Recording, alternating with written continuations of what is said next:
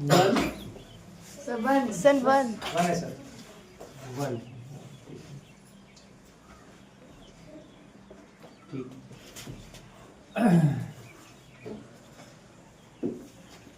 खंड बा, खंड बा का पहला पृष्ठ, पहले का नंबर है ना बेटा। कह रहा है एक लंबवृत्तीय शंकु की ऊंचाई उसका तथा आधार का व्यास 48 सेंटीमीटर और 28 सेंटीमीटर है। यानी ऊंचाई जो है दिया क्या गया है शंकु में, ऊंचाई 48 सेंटीमीटर है और आधार का व्यास d बराबर 28 सेंटीमीटर है। जब d का मान दिया जाए तो r का मान d/2 होता है। 28/2, 2 1 कम 2, 2 1 कम 2, 2 चौके 8, 14 सेंटीमीटर। ठीक है, तो इसका जो त्रिज्या है वो 14 सेंटीमीटर हो जाएगा। आगे पूछे हैं शंकु का आयतन बताइए, तो इसलिए शंकु का आयतन, शंकु का आयतन, आयतन का फॉर्मूला होता है 1/3 पाई आर स्क्वायर एच। 1/3 पाई का मान 22/7, आर का मान 14 और एच की वैल्यू कितनी है 48। ठीक है, तो काटिए 3 से ये कट जाएगा, 3 1 कम 3, 3 1 कम 3, 3 छम 18, 16 है ना। उसके बाद 22 गुणे 14 का 2 बार गुणा करो, गुणे 16 बटे कितना 7, 7 1 कम 7, 7 दूना 14, यानी 22 गुणे 2 गुणे 14 गुणे 16। इनको आपस में गुणा करना, 22 गुणा 44, 44 गुणा 14, 14 चौके 56, 5 14 चौके 56, 5 कितना हो गया 61, 616 गुणे फिर से 16 कर दो, 16 छंग 96, 6 16 1 कम 16 9 25, 2 16 छंग 96, 96 2 98, 9856 सेंटीमीटर क्यूब। देखो बेटा, ठीक है, समझ गए। इसके बाद खा नंबर आ जाओ, कोई बात नहीं, आंसर सही है, समझ गए। पाई में आ रहा तो पाई के बाद मत रखना, वैसे कटेगा ये, ठीक है, ज्यादा बेटर। अभाज्य गुणनखंडन विधि द्वारा 96 और 404 का एचसीएफ निकालना है, मासा निकालना है। एक संख्या 96 है और दूसरी संख्या है 404, यानी b बराबर 404।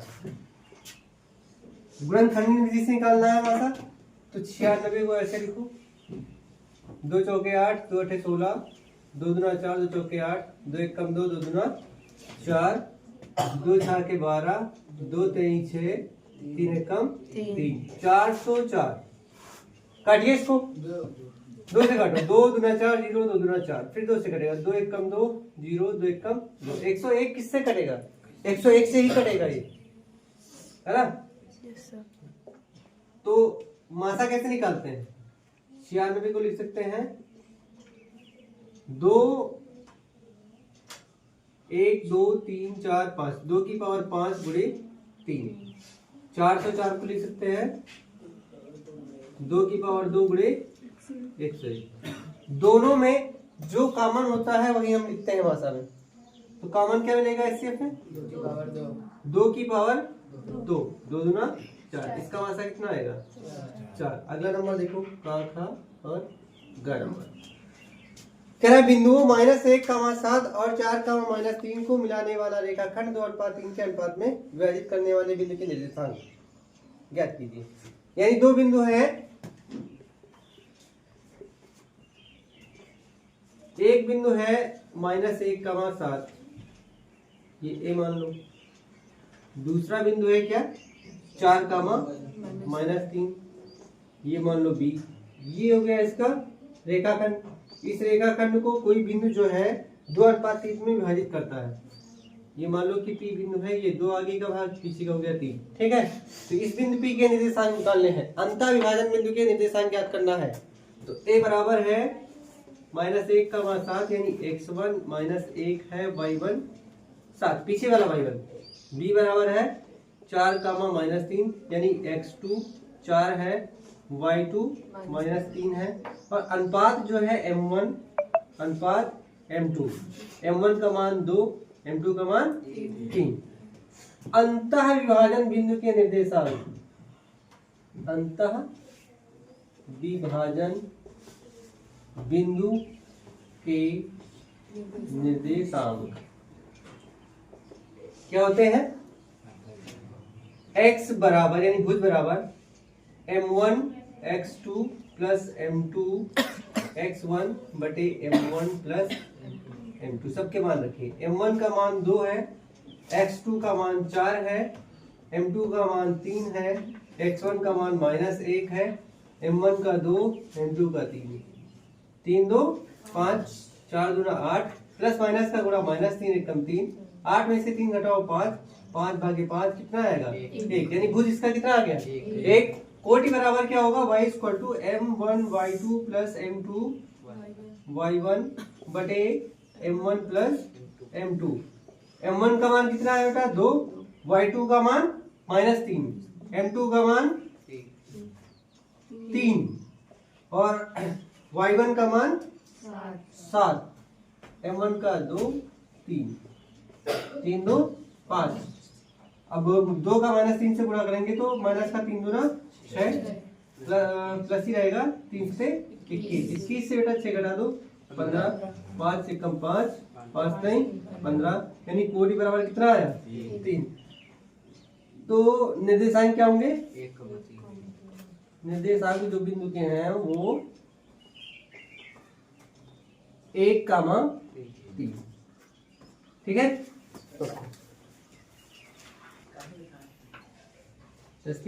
क्या देंगे बेटा? साइन अल्फा बराबर 1/2 cos बीटा cos बीटा बराबर 1/2। 1/2। तो हमें निकालना है अल्फा प्लस बीटा का मान। ठीक है, अल्फा प्लस बीटा का मान।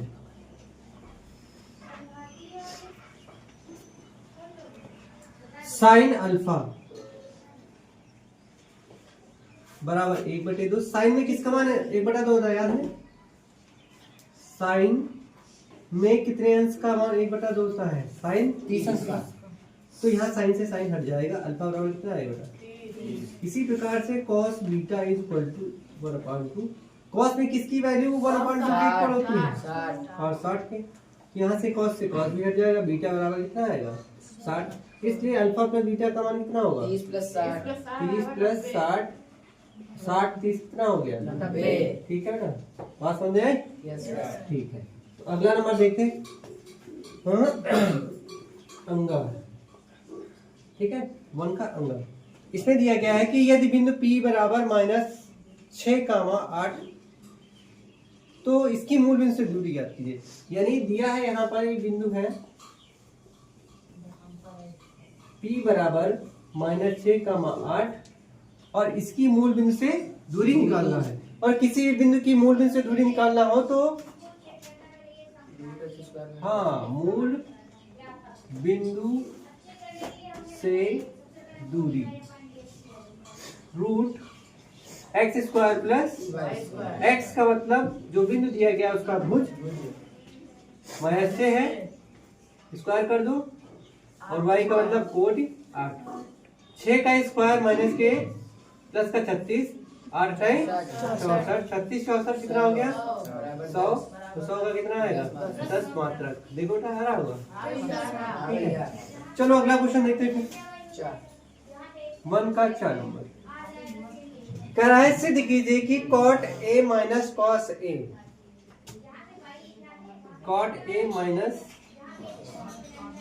cos A बटे cot A plus cos A बराबर cosec A बटे cosec A प्लस A। इसका लेफ्ट हैंड साइड ले लो, left hand side. cot A minus cos A बटे cot A plus cos A। cot को हम लिख सकते हैं cos A बटे sin A minus cos A, इधर कुछ नहीं करना है। कॉट को फिर से cos A बटे sin A प्लस cos। ऊपर दोनों से cos कॉमन ले लो, cos A कॉमन जाएगा तो 1 क्या बचेगा, sin A माइनस 1। नीचे बेटा same to same cos common लेंगे तो बस 1 sin A, जहाँ पे -1 था वहाँ पे +1 बचेगा। cos से cos कैंसिल हो जाएगा और हमें पता है कि 1 sin क्या होता है, cosec -1 बटे cosec A +1। और ये तुम्हारा RHS है, ये देखो राइट हैंड साइड है, तो ये हमें प्रूफ करना था। ये हो गया क्या चीज। अगला नंबर, अच्छा 1 के सारे क्वेश्चन हो गए 2 नंबर के, ठीक है। इतने करने पर 12 नंबर तुमको आराम से मिल जाएंगे। अब दूसरे का पहला क्वेश्चन देखते हैं। ये 4 नंबर का क्वेश्चन है, ठीक है। एक क्वेश्चन 4 नंबर का और बोर्ड में पूछा गया है, बहुत इंपॉर्टेंट है। दूसरे का नंबर, किसी समांतर श्रेणी का 17वां पद 10वें पद से 7 अधिक है, इसका सर्वांतर ज्ञात कीजिए। तो दिया है इसमें, हमें ये भी नहीं पता है कि इसका पहला पद क्या है, सर्वांतर क्या है, ये दोनों चीजें नहीं पता है। हमें पता है कि इसका 17वां पद 10वें पद से कितना ज्यादा है, 7 ज्यादा है, यही बताया गया है। तो अच्छा, nवां पद का फॉर्मूला क्या होता है पता है, n = a + n - 1 * d। तो वहां पे 17वां पद जो होगा, इस 17वें पद को लिख सकते हैं a + 16d। एक घटा के 17 है तो 16d कर दो, माइनस जैसे ये 10 है, 10वां पद है तो a प्लस कितना हो जाएगा, 9d = 6। आगे क्या करना है, ब्रैकेट खोलिए, a + 16d माइनस, दोनों माइनस में हो जाएंगे, -a - 9d = 7। a से कैंसिल, एक घट है 16d है, तो 16 में से 9 घटा दो, 7d बचेगा। 7d = 7, 7 एकदम 7d = कितना आया, 1। ठीक है बेटा, इसका आंसर कितना आएगा, 1। दूसरे का जो है ख नंबर देखते हैं। कह रहा है कि समीकरण √2x² + 7x + 5√2 के मूल ज्ञात कीजिए। √2x² + 7x + 5√2 = 0। इसके मूल निकालने हैं, तो मूल निकालने की गुणनखंडन विधि का प्रयोग करते, बाय में 2 का गुणा करो। 5√2 को √2 से गुणा करेंगे तो कितना आएगा, 5, √2 से √2 का 2, 5 × 10, और दोनों प्लस में है तो प्लस का 10 आएगा। यानी हमें ये सोचना है कि ऐसी 2 संख्या बताइए, इनको गुणा कर दो तो 10 हो जाए, और जोड़ दो तो बीच वाला आना चाहिए 7। हाँ, 5 और 2 यही 2 संख्याएं भी हैं, यानी इसको हम लिख सकते हैं √2x² प्लस, इस 7 को लिख देंगे हम 5 + 2 x + 5√2, बाकी सब वही बराबर 0 कर देना बेटा। ठीक है, अब ब्रैकेट्स खोल लो, √2x² + 5x + 2x + 5√2 = 0। इन दोनों से हमें x कॉमन मिलेगा, √2x + 5 हो जाएगा। इन दोनों से हमें √2 कॉमन मिलेगा। देखो यहाँ पे 2 है, यहाँ पे √2 है, तो हम √2 कॉमन ले लेंगे।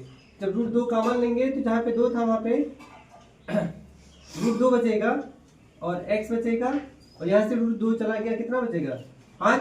अब देखो ध्यान से, तो √2x + 5, √2x + 5 दोनों में है ना, यहाँ भी है और यहाँ भी है, तो इसको बाहर निकालो, √2x + 5 बचेगा कितना, जब ये बाहर जाएगा तो x + √2 = 0। एक बार हम लोग जो है √2x + 5 = 0 करेंगे, प्लस का उधर जाके माइनस का, और x बराबर होगा -5/√2।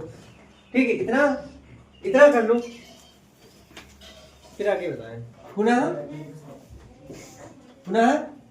x + √2 = 0 ले लेते।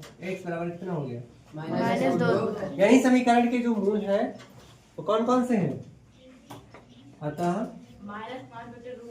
समीकरण के मूल अल्फा बराबर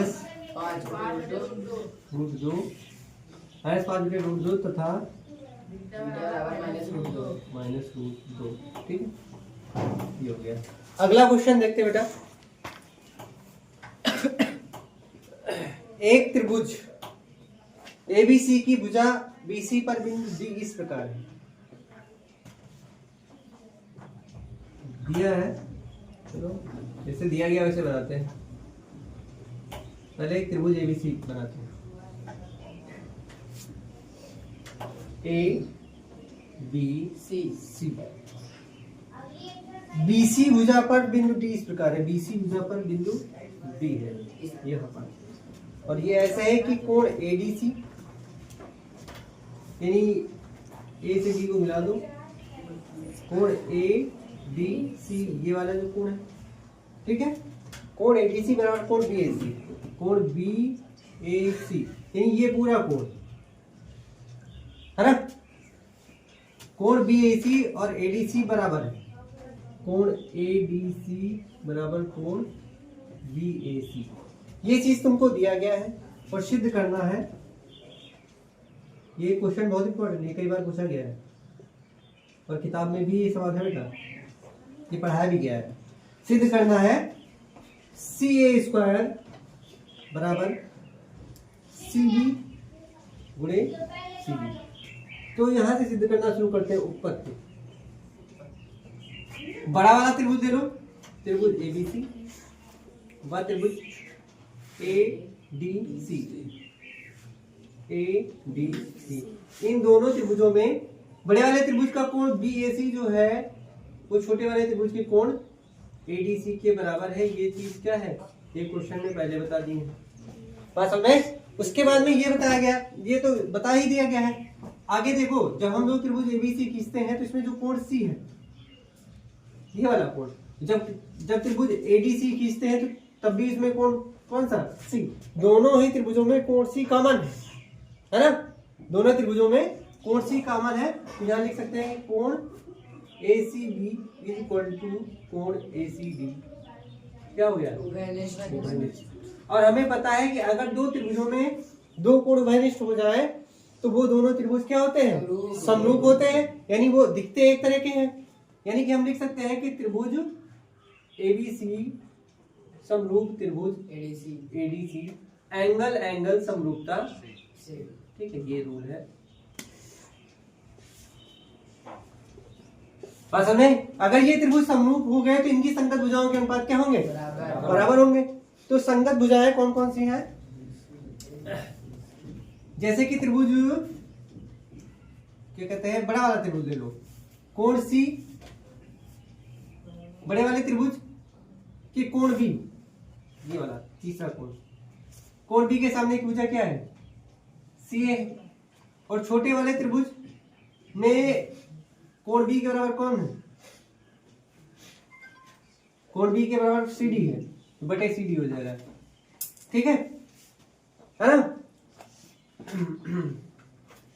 आगे बड़े वाले त्रिभुज में ए के सामने की भुजा सी बी और ए के बराबर डी है, तो डी छोटे वाले त्रिभुज में क्या हो जाएगा, सी। संगत भुजाएं हैं ये, कोण बी के सामने की भुजा सी ए, तो कोण बी के बराबर छोटे वाले त्रिभुज में कोण ए है, ए के सामने की भुजा सी डी, तो सी ए बटे सी डी। उसके बाद में बड़े वाले त्रिभुज में ए कोण के सामने की भुजा कितनी है, बीसी, और कोण ए के बराबर कौन सा कोण है, डी, और डी के सामने की भुजा सी ए। अब इधर क्रॉस मल्टीप्लाई कर दो, सी ए से सी ए का गुणा कर दो, सी ए स्क्वायर, और ये सी डी उधर जाएगा तो गुणे में हो जाएगा C D into C D. देखो ना, ये प्रूव करना है ना। ये क्वेश्चन बहुत इंपॉर्टेंट है, कई बार हमको लगता है बोर्ड में पूछा गया है, और बोर्ड का ही सवाल 2025 में भी पूछा गया था, है ना। चलो अगला क्वेश्चन देखते हैं। अच्छा, एक और सिद्ध करने वाला, एक सिद्ध करने वाला बता दिया है तो फिर एक छोड़ देते हैं, क्योंकि इसमें 5 ही क्वेश्चन करते हैं, तो अगला नंबर उससे करते हैं, अंगा से, यानी कि दूसरे का अंगा। इसमें दिया गया है, जब दिए गए आवृत्त विवरण के आंकड़ों का माध्यक, माध्यक जानते हो, माध्यक है, इसको माध्यिका बोलते हैं, मीडियन बोलते हैं, 28.5 है। तो x और y के मान तुमको ज्ञात करने हैं। n बराबर 60 यहाँ पे दिया गया है, ये भी दिया गया। तो यहाँ पहले लिखते हैं वर्ग अंतराल, 60 बनाते हैं, वर्ग अंतराल 0 से 10, 10 से 20, 20 से 30, 30 से 40, 40 से 50, 50 से 60। उसके बाद यहाँ पे बारंबारता 5x 20 y 5। अब यहाँ पे निकालेंगे संचयी बारंबारता CF। कैसे निकाला जाता है? पहले का वही है, दूसरे में 5 प्लस x हो जाएगा, जोड़िए इसको, फिर 20 जोड़ देंगे तो 25 प्लस x हो जाएगा, फिर 15 जोड़ देंगे, 25 15 कितना हो गया? 40 प्लस x हो गया, फिर इसमें जोड़ेंगे y, 40 plus x plus y हो जाएगा, और इसके बाद लास्ट वाला क्या है? 5। तो इसे 5 जोड़ देंगे तो 45 प्लस x प्लस y। यानी यहाँ पे जो अंतिम सबका जोड़ कितना आएगा, या सिग्मा f बोल सकते हैं इसको, 45 प्लस x प्लस y। और यहाँ पे पहले से ही दिया गया है क्या चीज? सिग्मा f कितने के बराबर है? 60 के बराबर। यहाँ पे दिया गया है सवाल में सिग्मा f बराबर, यानी ये जो n है वो सिग्मा f होता है, n बराबर 60 दिया गया, सिग्मा f बराबर कितना हो जाएगा? 60। इसको थोड़ा हल करते हैं इधर समीकरण बना के कि ये जो है 60 या n बराबर 45 plus x plus y। n की वैल्यू कितनी है? 60, 45 प्लस x प्लस y। 45 को उधर भेज दो तो x प्लस y बराबर 60 माइनस 45, x प्लस y बराबर 60 कैसे बना है बेटा? 15। समीकरण 1। x प्लस y के बाद कितना आ गया? 15। और एक चीज और यहाँ पे दिया गया माध्यक। देखो ये n का मान 60 दिया गया है, n बराबर कितना है? 60, और माध्यक दिया गया है इसमें बेटा 28.5। अब देखो पहले तो हम निकालेंगे माध्यक वर्ग, तो पहले m का m निकालो, n अपान 2 पद। n का मान है 60/2, 30वां पद। 30वां पद किसमें आएगा? 30वां पद देखो 25 प्लस x और 40 प्लस x, इन दो में से एक हो सकता है ना? माध्यक वर्ग क्या होगा इसका? माध्यक वर्ग 20 से 30। चलो इसके हिसाब से लिखेंगे, l बराबर कितना हो जाएगा? 20 निम्न सीमा इसमें, और इसके हिसाब से हमें f का मान कितना हो जाएगा बेटा? 20, और c 5 प्लस x, आगे s का मान 10 है, और n का मान तो पता ही है 60 है, इसलिए माध्यक बराबर l प्लस n अपान 2 माइनस c बटे f इंटू h। l का मान रखते हैं यहाँ पे 20 प्लस n अपान 2 का मान 30 है, और c का मान कितना है? 5 प्लस x है ना, बटे f का मान कितना बेटा? f का मान है 20 गुणे बेटा यहाँ 10 हम यहाँ लिख देते हैं, आगे बगल में लिख लेना कॉपी में। 20 प्लस ब्रैकेट खोल दो, 30 माइनस 5 माइनस x बटे 20 गुणे 10, 0 0 काट दो। 20 प्लस 30 में से 5 घटाओ, 25 माइनस x बटे 2 बचेगा। एलसीएम ले लो, यहाँ पे 2 आएगा, 2 दूना 4, यहाँ 25 माइनस x, यहाँ पे 28 दशमलव कितना चल रहा है बेटा? माध्यक कितना है? 28.5। माध्यक के दिया गया 28.5, ये क्वेश्चन में दे रखे हैं। 2 से गुणा करो, 28 दूना 56, 57, 40 और 25 65 माइनस x, यानी x बराबर हो जाएगा 65 माइनस 57, और बेटा घटा दो तो कितना आएगा? 8। x का मान क्या गया? 8 आ गया। और x का मान हम समीकरण 1 में रखेंगे, यहाँ पे 8 रखेंगे और उधर 75 कर देंगे, तो 15 में से 8 घटाओ कितना आएगा? 7। तो एक मान x बराबर 8 और y बराबर 7 आ रहा होगा, है ना? चलो नोट कर लो इसको। x का मान समीकरण 1 में रखने पर, चलिए रखिए, x की जगह पे तुमको 8 रखना है, प्लस y बराबर कितना है? 15। y बराबर 15, ये प्लस का 8 उधर माइनस हो जाएगा, y बराबर कितना आएगा? 7। ठीक है, x और y के मान हो गए। अगला क्वेश्चन है इसका 2 का 4 नंबर। 2 का 4 कह रहा है किसी कारण 12 खराब पेन 132 अच्छे पेनों में मिल जाए। यानी दिया है यहाँ पे क्या चीज कि खराब पेन कितने हैं 12 पेन 12, अच्छे पेन कितने हैं 132। इन दोनों को ये दोनों मिल जाए आपस में तो कुल कितने हो जाएंगे 132 प्लस 12 144 ठीक है। बात समझ में? आगे कह रहा है कि केवल देखकर यह नहीं बताया जा सकता है कि कौन सा पेन खराब और कौन सा अच्छा है। यानी 144 पेन में से देख के नहीं बता सकते कौन सा खराब और कौन सा अच्छा है। इस मिश्रण में से एक पेन अगर निकाला जाए तो अच्छे होने की प्रायिकता क्या है। तो अगर हम इसमें से एक पेन निकालते हैं 144 में से, अच्छे होने की प्रायिकता क्या होगी। अच्छे पेन कितने हैं 132। तो अच्छे होने की प्रायिकता, अच्छे पेन होने की प्रायिकता, इनकी संख्या 132 बटे टोटल कितना है 144। 132 बटे 144 काटिए इसको। 2 4 के 12, 2 4 के 12, 2 7 14, 2 9 4, 2 3 6, 2 3 6, 2 3 6, 2 4 के 12, 2 1 3 1 कम 3 3 कम 3 3 1 कम 3 3 2 6, 11 बटे 12 बेटा आंसर आ रहा है। यही सही है। 4 नंबर के सारे 5 क्वेश्चन हो गए 20, 4 5 20 है ना।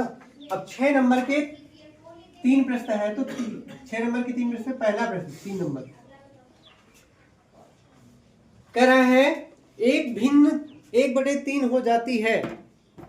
एक भिन्न 1/3 हो जाती है जब उसके अंश में 1 जोड़ दिया जाए, और 1/4 हो जाती है, सॉरी अंश में 1 घटा दिया जाए, और 1/4 हो जाती है जब उसके हर में 8 जोड़ दिया जाए। भिन्न ज्ञात करना है तुमको, ठीक है। भिन्न ज्ञात करना है तो मान लेते हैं, माना भिन्न x बटे y, यानी इसका अंश ऊपर होता है तो अंश x है और हर क्या है y है। अब प्रश्नानुसार क्या कह रहे हैं कि अगर इसके अंश में 1 घटाया जाए, इसके अंश में हम लोग कितना घटा दें 1, तो इसका मान 1 बटे कितना हो जाता है 3।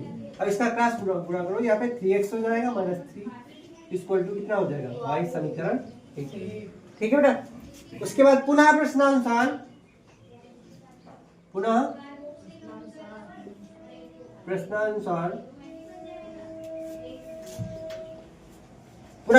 ये कह रहा है कि अगर इसके हर में 8 जोड़ दिया जाए, इसी भिन्न के हर में कितना जोड़ दिया जाए 8, इसका मान 1/4 हो जाता है। ठीक, ऐसे गुणा करो 4x, 1 से गुणा करेंगे तो y प्लस कितना हो जाएगा 8। समीकरण 1 से समीकरण 1 से y का मान रखने पर ये लिख लीजिएगा। तो y का मान रखिए यहाँ पे 4x equal to 3x minus 3 plus 8। 4x 3x minus 3 plus 8 में से 3 माइनस कर दो बेटा। हाँ, 3x प्लस 5 बचेगा, 5 को इधर 3x पे धर होता है। 4x minus 3x equal to 5, यानी x बराबर यहाँ पे कितना आएगा 5। यानी अंश जो है वो कितना है 5 है। अब वो x का मान समीकरण 1 में रखने, x का मान समीकरण 1 में रखने पर, ये 6 नंबर का सवाल है, इसमें लिखना बढ़िया है, ठीक है। तो 3 गुणा x का मान है 5 माइनस 3 बराबर y, 5 नहीं 15 माइनस 3 बराबर y बराबर कितना होगा बेटा 15 में से 3 घटाओ 12, हर कितना आ गया 12।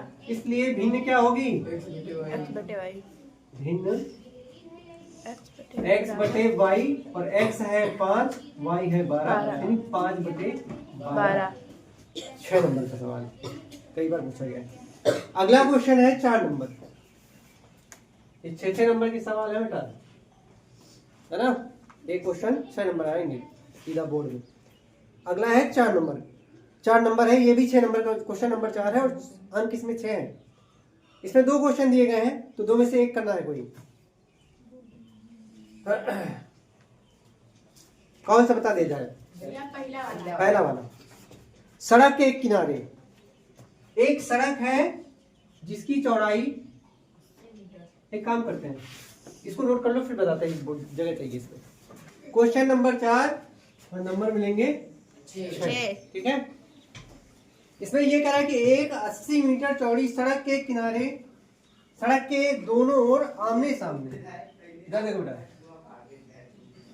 एक ये मान लो कि सड़क है 80 मीटर चौड़ी, इसके दोनों तरफ समान ऊंचाई के दो खंभे लगे हैं, दो खंभे हैं बराबर ऊंचाई के। तो यहां से हम कुछ मान लेते हैं सी डी, इसको डी मान लो, इसको मान लो सी, ए बी सी डी, ठीक है। आगे खंभों के बीच सड़क पर स्थित किसी बिंदु से इन दोनों खंभों के शिखर के उन्नयन कोण को क्रमशः 60 अंश और 30 अंश, अच्छा यहाँ खंभे के बीच से इन दोनों के शिखर देखे जाते हैं ऐसे करके, ठीक है। तो कितने कितने अंश है, एक का 60 अंश है, एक का कितना है 30 अंश। आगे खंभों की ऊंचाई बताना है, अच्छा जितनी ऊंचाई इसकी है, समान ऊंचाई की है तो उतनी ऊंचाई किसकी होगी, दोनों खंभों की ऊंचाई समान हो गई। इस रोड की चौड़ाई कितना है बेटा 80 मीटर बताया गया है। ये बिंदु ई मान लो, ऐसे ही की दूरी को x मान लो कि मान लो ये खंभा यहाँ से x मीटर की दूरी पर है, तो इधर जो है वो 80 माइनस x हो जाएगा। बात समझे, खंभों की ऊंचाई बताना है और बिंदु से खंभों की दूरियों को बताना है कि पहले खंभे की दूरी क्या है, दूसरे खंभे की दूरी क्या है। तो यहाँ लिखेंगे माना खंभों की ऊंचाई बराबर x, ठीक है, तथा बिंदु से दूरियां क्रमशः x व 80 माइनस x मीटर, ठीक है।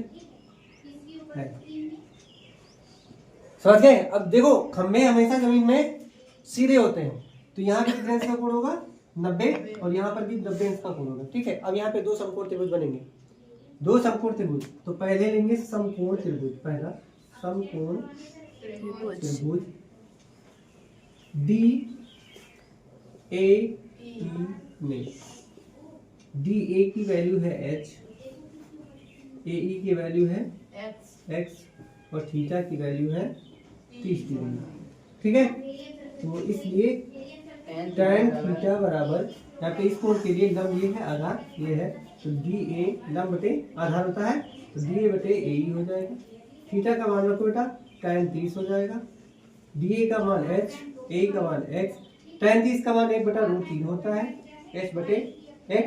तो यहाँ से h की वैल्यू निकालो, x उधर कर लो, √3 उधर कर लो, x की वैल्यू निकालो, x × 1 x हो जाएगा, h से √3 करो h √3, समीकरण 1। अब पुनः दूसरा वाला समकोण त्रिभुज लो, समकोण त्रिभुज कौन सा CBE, समकोण त्रिभुज CBE में, ठीक है। इसमें क्या है BC बराबर h, BE = 80 माइनस x और थीटा बराबर कितना डिग्री है 60। फिर से वही tan थीटा बराबर BC बटे BE कर सकते हैं, थीटा का मान रखो 60 डिग्री, BC का मान h, 80 माइनस x, tan 60 का मान √3 होता है बेटा, 80 माइनस x, क्रॉस मल्टीप्लाई कर दो तो √3 का 80 से गुणा 80 √3 का x से गुणा x √3 बराबर x। अब यहाँ से समीकरण 1 से x का मान रखने पर, समीकरण 1 में x का मान कितना है h √3, तो यहाँ पे 80 √3 माइनस x की जगह पे h √3 इंटू बगल में √3 गुणा कर दो इसका बराबर h। अब अगले स्टेप में √3 से √3 का गुणा करना है देखो 80 √3 को ऐसे लिखो √3 से √3 का गुणा क्या हो जाएगा 3h बराबर h। अब माइनस का 3h है उधर जाके क्या हो जाएगा प्लस का, तो 80 √3 बराबर 3h h प्लस 3h ऐसे 3h कितना हो गया 3h 4 4h हो गया 4 से काट दो 4 दूना 8 यानी h बराबर कितना आया 20√3 यानी खंभों की ऊंचाई 20√3 मीटर आ रहा है कि दशमलव में आ रहा है 20√3 ठीक है खंभों की ऊंचाई तो तुम्हारा हो गया। एक और चीज बताना है बिंदु की स्थिति, तो काम कर लो s का मान पता हो गया, तो समीकरण 1 में s का मान रखने पर चलिए रखिए x बराबर h की जगह पे 20√3 गुणे √3 से √3 का 3 हो जाएगा 20 से 60 मीटर, यानी खंभा जो DA है उसकी बिंदु E से दूरी अतः पहले खंभे ए बराबर 60 के की बिंदु E से दूरी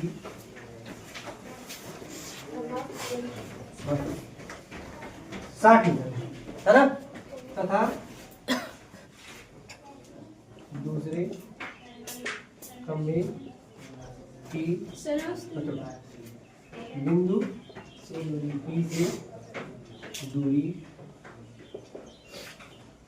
80 से बेटा 60, देखो 80 में x है ना, तो 80 से तुमको 60 घटाना है 20 मीटर। समझ में आ गया बेटा? ठीक है, अगर समझ में आ गया है तो लाइक शेयर और सब्सक्राइब करें, है ना।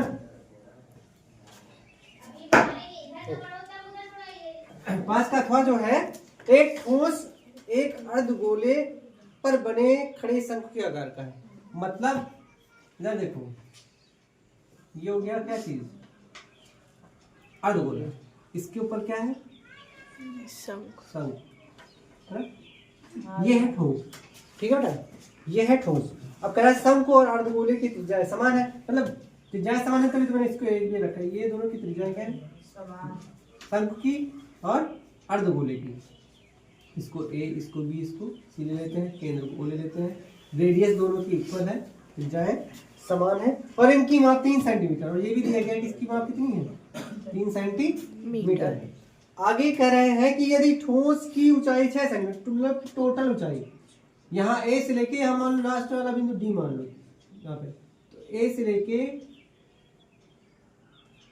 D तक कितनी है 6 सेंटीमीटर। एक चीज बताओ बेटा, अगर A से लेके D तक 6 सेंटीमीटर है तो यहाँ से यहाँ तक अर्धगोला हो गया, और यहाँ से यहाँ तक रेडियस है बेटा कितना है 3 सेंटीमीटर, ठीक है, समझ गए।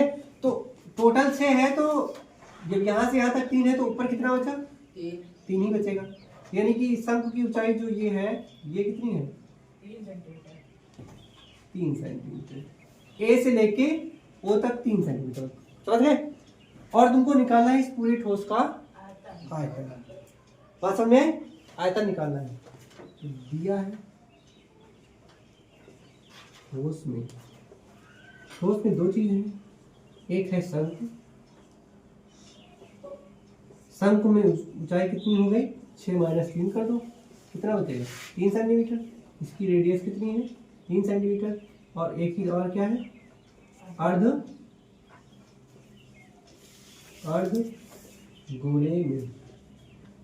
अर्धगोले में तो एक ही चीज होगी, रेडियस कितनी है 3 सेंटीमीटर। इसलिए ठोस का आयतन बराबर शंकु का आयतन प्लस अर्धगोले का आयतन। शंकु का आयतन होता है 1/3 पाई r² h प्लस अर्धगोले का 2/3 pi R cube. Pi R cube. दोनों में कॉमन चीजें जो हैं, जैसे कि 1/3 हम लोग कॉमन ले सकते हैं, पाई ले सकते हैं, आर स्क्वायर भी कॉमन हो सकता है। तो 1/3 पाई आर स्क्वायर कॉमन हो गया तो यहाँ पे एस बचेगा, यहाँ पे 3 चला गया, पाई चला गया, 2 आर चले गए तो एक 2 बचेगा और यहाँ पे आर बचेगा। ठीक है, इसके बाद में यहाँ पे मान रखते हैं, है ना, सबके मान रखते हैं। ठीक है, इसे पाई का मान मत रखिए क्योंकि पाई का मान बता ही नहीं गया। आर का मान कितना है? 3 का स्क्वायर कर दो। एस का मान 3 पूरा लगा दो, प्लस 2 इंटू आर का मान 3, 1/3। चाहे तो बेटा यहाँ हम काट भी सकते हैं, 3 से 1 3 कैंसिल, यहाँ पे 3 पाई हो गया, 3 2 3 6 और हल करो इसको आगे, 3 पाई 6 3 9 9 3 27 पाई सेंटीमीटर क्यूब। ठीक है बेटा, देखो आ रहा है? समझ में आया? Yes sir. अगर समझ में आया है तो लाइक शेयर और चैनल को सब्सक्राइब करें। करें। Thank you.